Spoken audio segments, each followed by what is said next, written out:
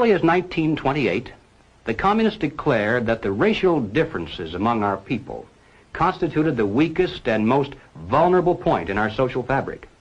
By constantly probing and straining at this one spot, they calculated that eventually the cloth could be torn apart and that Americans could be divided, weakened, and perhaps even set against each other in open combat. We mustn't kid ourselves into thinking that the communists have placed their agitators only into the black communities. They're working both sides of the street. They want hatred, violence, and bloodshed between the races, and they don't care how they get it or whom they use, even children if necessary. Here is a book that I think ought to be in every home library. It's entitled Color, Communism, and Common Sense by Manning Johnson. He joined the party as a young man because he honestly believed that the communists were trying to improve the conditions of his people. He was a dedicated communist, and eventually he rose to one of the highest ranks. But after many years, he discovered that instead they were merely planning to use his people in a bloody revolution to destroy America. And when he woke up to this, he dropped out of the party and devoted the rest of his life trying to alert his fellow citizens of all races to the true nature of the Communist Party as he knew it to be from the inside. Manning Johnson said, "Black rebellion was what Moscow wanted. Bloody racial conflict would split America. During the confusion, demoralization and panic would set in. Then finally the Reds say, workers stop work. Many of them seize arms by attacking arsenals. Street fights become frequent. Under the leadership of the Communist Party, the workers organize revolutionary committees to be in command of the uprising. Armed workers seize the principal government offices, invade the residences of the president and his cabinet members, arrest them, declare the old regime abolished, establish their own power." Now, here is a piece of vicious communist propaganda that perhaps some of you have seen. It's called The Crusader. It's written by Robert F. Williams, one of the organizers of the Revolutionary Action Movement. In this issue of The Crusader, the communists call not only for extensive chaos within the cities, but for putting to the torch every village, every forest, every field, and every barn. The plan is for raging fires from one city to the next. The reason? Well, first, there's the value of sheer destruction. Secondly, it would force us to deploy our defenses and rescue units over the widest possible area. The communists point out that as long as our police and National Guard remain concentrated, they're invincible. But if they can be forced to spread out over the entire city and into the countryside as well, then they can be picked off from ambush one by one. And the third value of massive fire to the communists is psychological.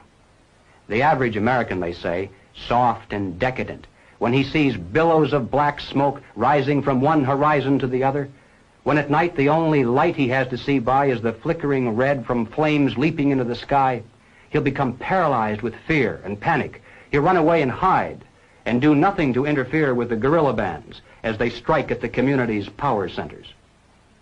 The Crusader explains how to set up sniper units in crowded metropolitan areas, how to manufacture jumbo Molotov cocktails, the gallon jug size, and how to mix the gasoline with certain ingredients to make it burn like napalm, how to pour gasoline into utility manholes in the streets to set fire to the main telephone cables, how to put sulfur tips from matches into air conditioning units and blow up large buildings, how to ignite gas mains and oil storage tanks.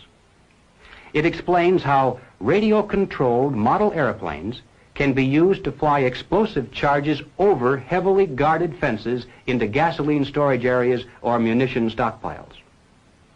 It even calls for infiltration into the National Guard units, revolutionaries posing as non-militants for the purpose of getting free military training and for gaining access to critical military supplies and heavy weapons.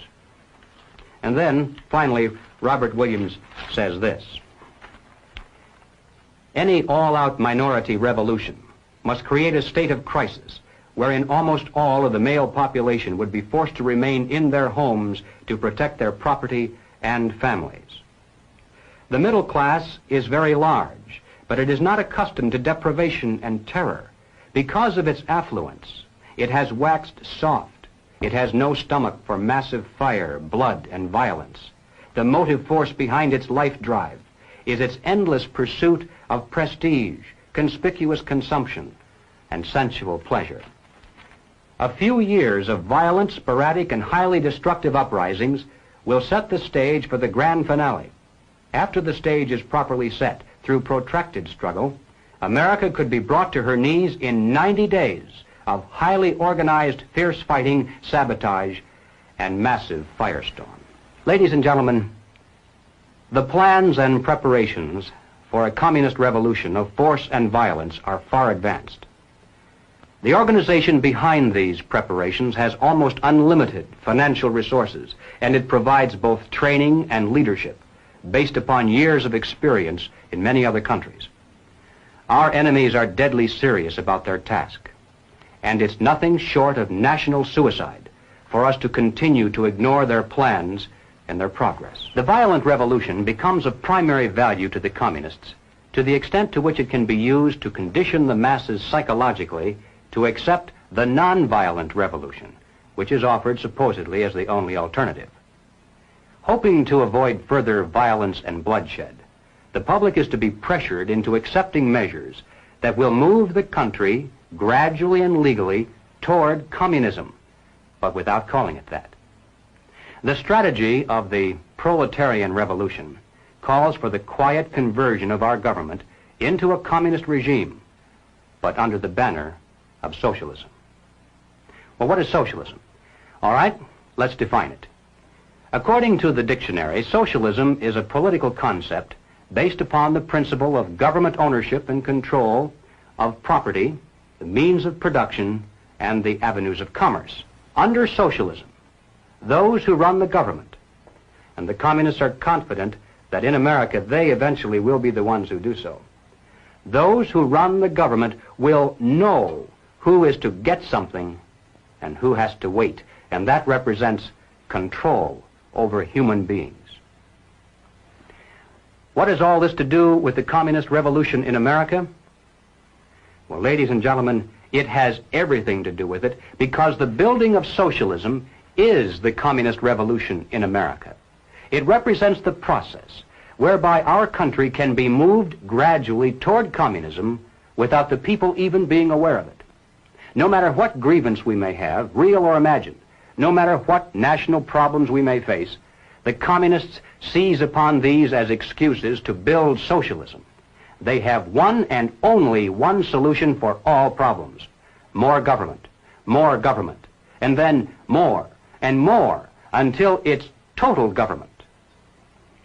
And forgive me for saying it one more time, total government is communism.